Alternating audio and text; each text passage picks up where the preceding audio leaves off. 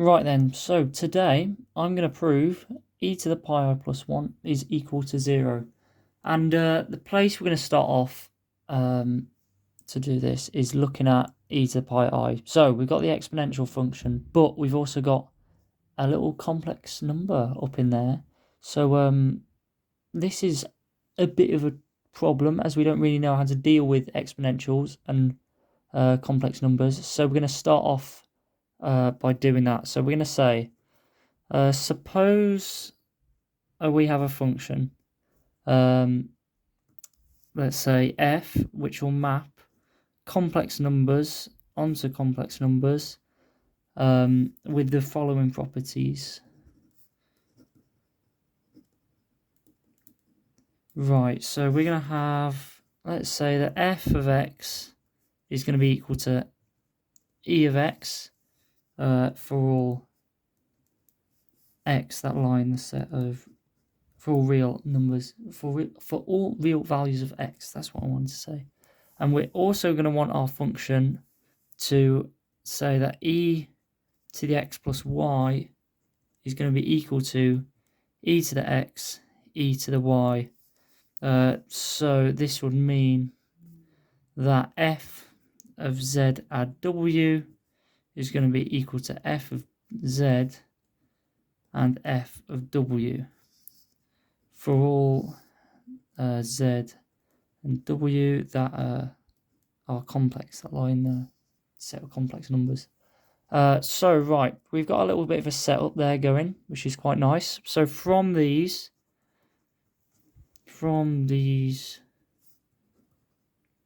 properties, we can say that f of z, where z's a complex number, is going to be equal to e of z. Quite nice, quite straightforward, which is also going to be equal to e. And since z is a complex number, we can write that in its real and imaginary parts. So we can split that up into e to the z equals e to the x add yi,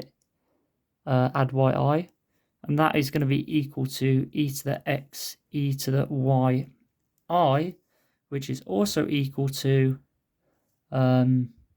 e to the x, and then we're going to put in like our good old function here. We're going to put this back in, but instead of z, we're going to have yi, like that. Lovely. So that's quite nice. We just have this little thing to deal with here. So we got to say, we've got to define what f to the yi is when y is a real number. So define f of yi where y lies in the set of real numbers. Okay, so if we consider a function which maps real numbers onto complex numbers defined by t mapping to f of ti. Right.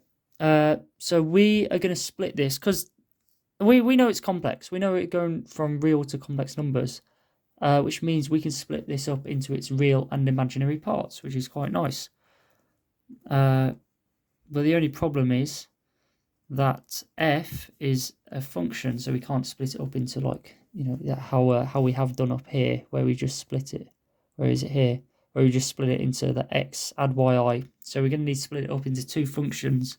So we're going to have a real function and an imaginary function. So we're going to have g of t here add I h of t, where h of t is the imaginary function.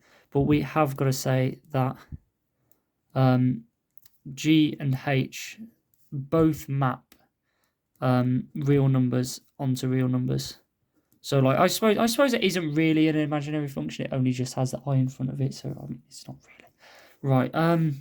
Also, I think a good thing to say here is if we look at this equation for a little bit, and then we go back up here, we defined f of x to be equal to e to the x. So this also means that f of 0 is going to be equal to e to the 0, which is going to be equal to 1.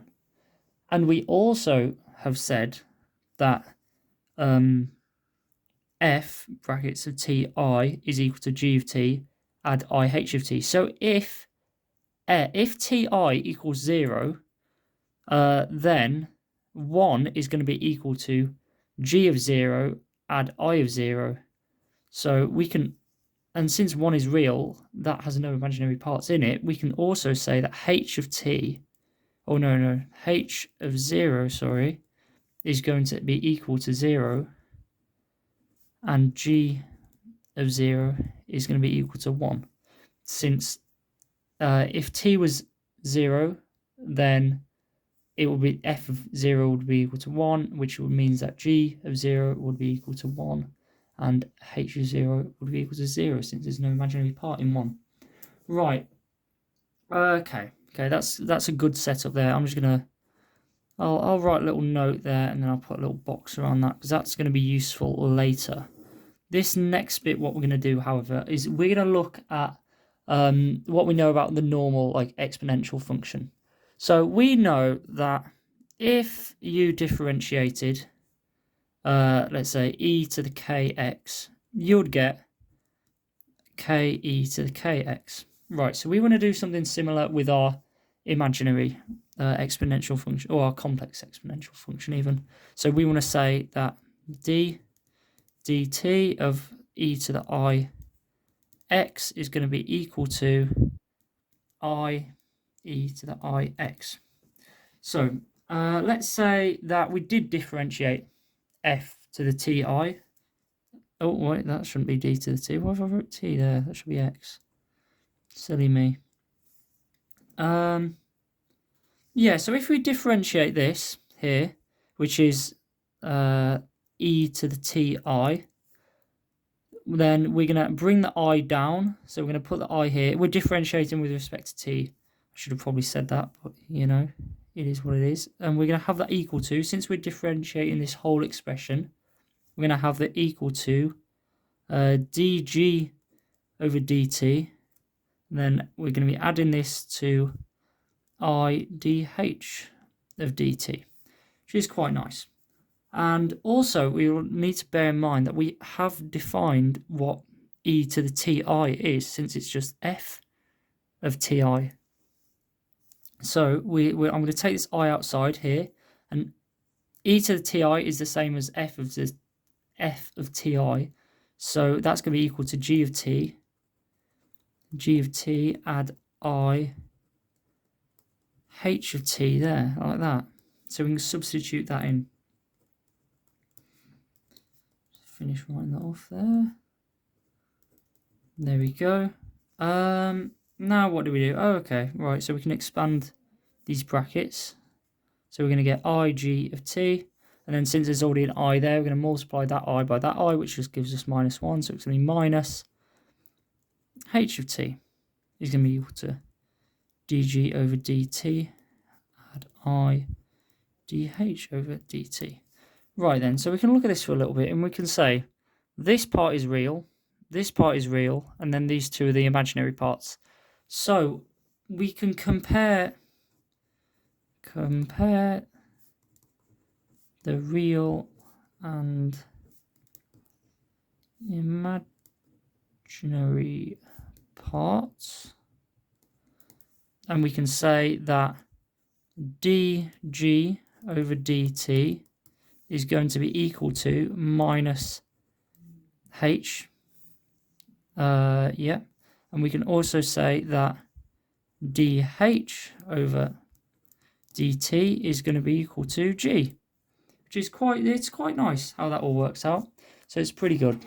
So now we have got we've got a lot of setup done now. So we're going to start doing we're going to go a little bit further. And what we're going to say is, now that we've got our two equations here, what we can do is we can differentiate these even further with respect to t. And we can say that so if we derive g twice by t, or no, differentiate, what did I say, derive? Then we're going to get minus dh over dt. And up here, we've already said dh over dt is equal to g, so this is already minus g like that.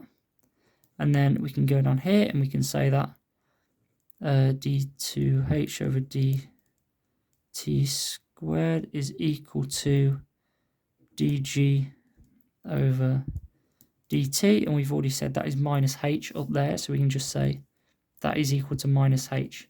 And now we've got these equations here, and we've got this one up here. Now the next bit I can't really explain because I don't know how to do it, but basically if you end up solving the h of 0 equals 0 and the g of 0 is equal to 1, and then you end up solving these equations using them, you will find out that, I'm going to go onto a new page now, the only solution to these equations is that g of t is equal to a cos t add b sine t, and h of t is equal to c cos t add d sine t, where a, b, c, and d are all real numbers. Right, yeah, like I said, that the way you solve them, I don't really know how to do it, but I know it's long and complicated, and it would probably take me a considerable amount of time to explain. Therefore, I'm not doing it now. Right then, so where were we? Okay, right, the next bit. So we define what g of t and h of t are, and we can go back to our good old trusty equations from the other page. So we can go back to our note here that we made where we said h of 0 is equal to 0 and g of 0 is equal to 1. So we can say that if 1 is equal to g of 0, that is equal to a cos of 0 add b sine of 0, which will get rid of the sine. Sine of 0 is just 0 and cos of 0 is just 1. So this means that a will be equal to 1. And we can also say that 0 is equal to h of 0, which is going to be equal to c cos t add d sine. Oh no, not t. What am I doing? Right, there we go. D sine 0. So then we can look at that and we can say that c is going to be equal to 0 because that will just disappear. That will turn to 1. So c is equal to 0. Nice. And then we can also use our other equations that when we found the derivative of h and g, and we can say that minus h of 0 is equal to g of 0. Oh wait, what am I doing? No, is equal to dg over dt when t equals 0. This gives that 0 is equal to minus a sine 0 add b cos 0. So that is just when we differentiate when we differentiate g, because cos turns into minus sine, so we just get sine in the minus, and then the sine turns into the cos there. So we can see from this that this term here is going to disappear, so we're just left with b. So b is then equal to 0. We can do the same with g. So g of 0 is going to be equal to dh over dt when t equals 0. We can say that 1 is equal to minus c sine 0 add d cos 0. We can then see that d is equal to 1 because the sign disappears again. It's all quite nice. So to conclude, we can wrap this up quite nicely. And since we've done a lot of setup here, where we've got a lot of things going on, like there's 4 different constants with a lot of variables thrown in, but with all that simplification, we can finally have our functions g of t and h of t. So g of t is going to be equal to cos of t, and h of t is going to be equal to sine t, because if we go back up here, if we look at our, we found a equals 1, so that just turns to cos t. We found b equals 0, so that disappears, so gt is just equal to cos t. And then we've got, where is it? H of t is equal to c cos t and d sine t. So d is equal to 1, so that stays as it is, and c is equal to 0, so that disappears, so h of t is just equal to sine t. Nice. And then we can say that f of ti is going to be equal to cos of t add I sine of t, because before when we defined what f of ti was, we said it was g of t add I times by h of t. There we go. Right. What now?